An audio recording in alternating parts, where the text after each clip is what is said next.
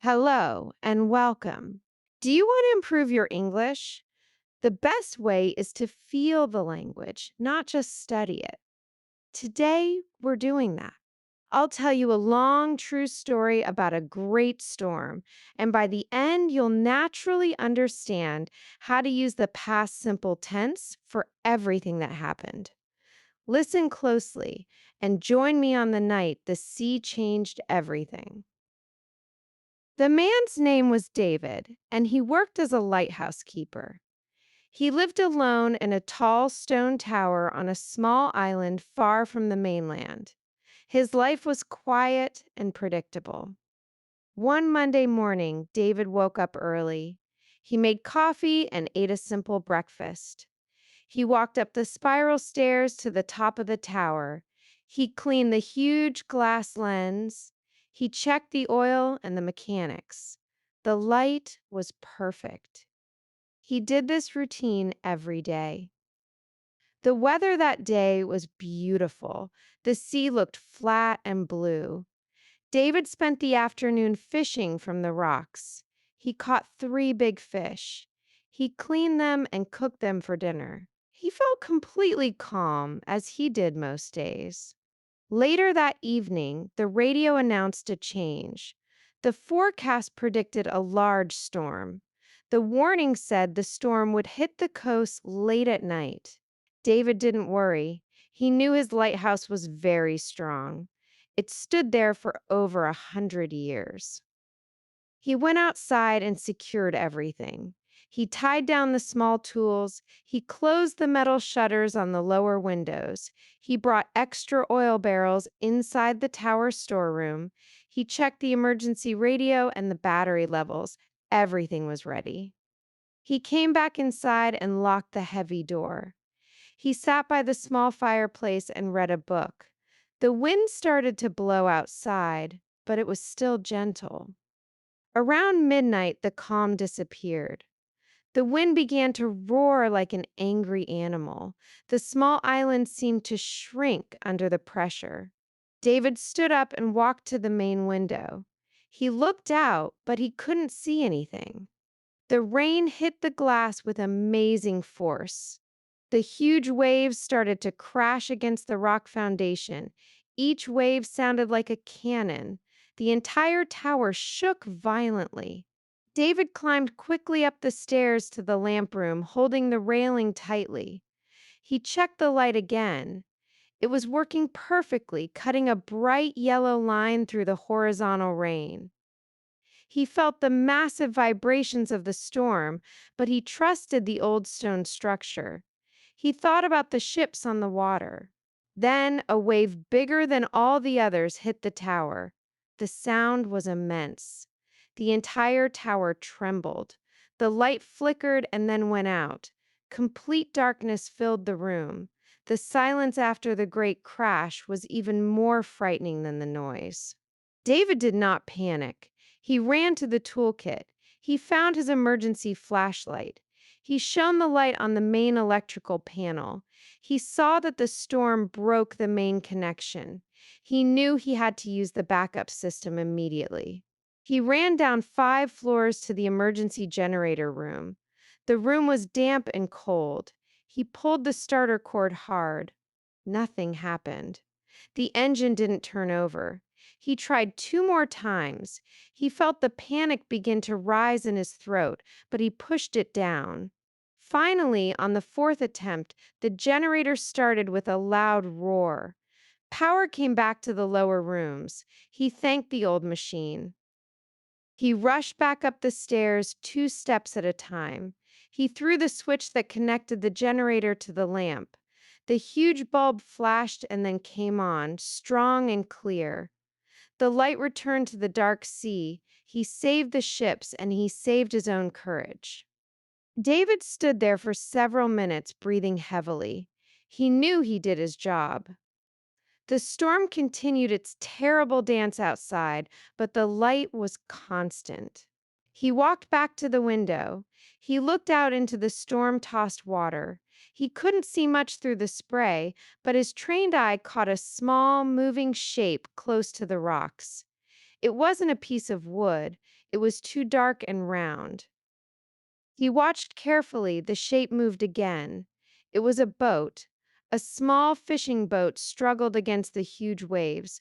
The boat was too close to the dangerous rock area. It looked small and helpless.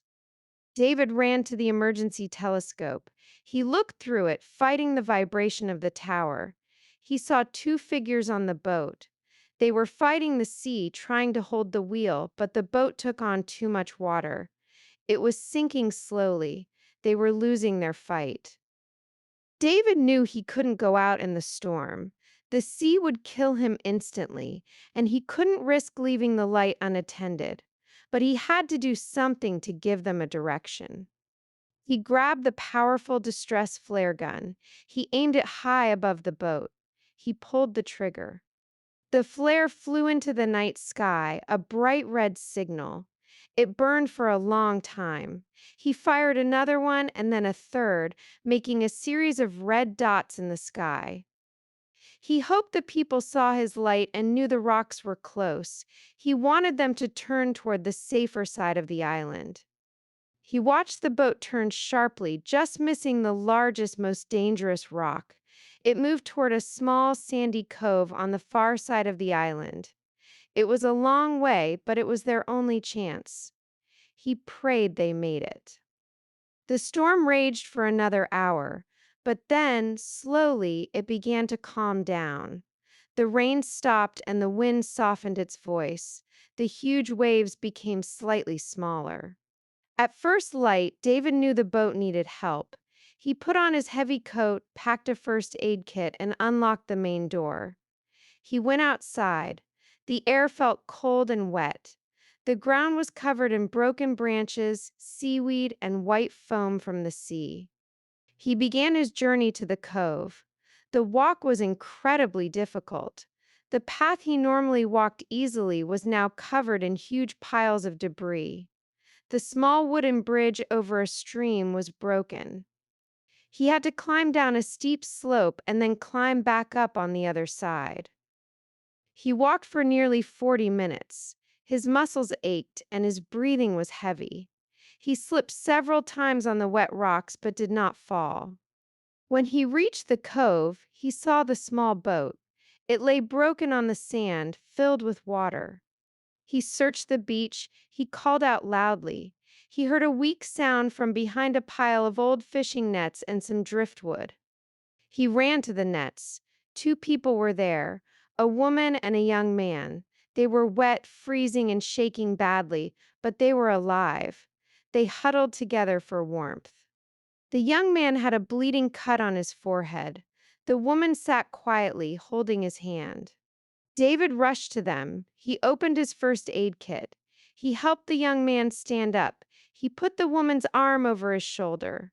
The young man spoke weakly. He said they saw his red flares. He explained that the light guided them and the sandy cove saved their lives.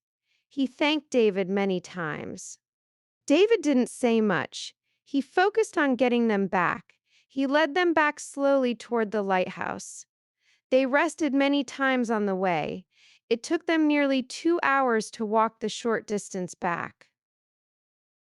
When they arrived back at the lighthouse, David opened the door and helped them inside. He lit the fire again. He found some dry blankets and wrapped the two survivors in them. He made them hot tea and gave them his dinner from the night before, the cooked fish. The young man and the woman ate slowly. David cleaned the wound on the man's forehead and covered it with a clean bandage. The woman looked at David. She said they were fishing far out at sea when the storm came suddenly. She said they were very grateful for his courage and quick thinking. They slept for most of the day, safe and warm by the fire. David stayed awake. He watched the ocean return to its quiet blue color. The next morning, a larger rescue boat came from the mainland. David contacted the port and told them about the survivors. The large boat took the two people away. David watched them leave. They waved goodbye and he waved back, feeling a deep sense of satisfaction. Then David returned to his tower. He cleaned the blankets and washed the dishes. He put the chairs back in place. He checked the generator again. Everything returned to its quiet routine. The whole adventure started with a simple storm and ended with a simple act of rescue. The light worked, the keeper did his job, and two lives were saved. The storm passed, the two people went home, and the story became a memory. We followed David through every action of his dangerous night. Every event, he woke, he checked, he ran, he saved, happened entirely in the past. If you liked hearing my story, and if you found the continuous flow of simple past actions helpful for your own English listening, remember that your engagement helps us a lot. You can support this show simply by following us or by leaving a quick note telling me what you thought about David's bravery. Thank you for listening.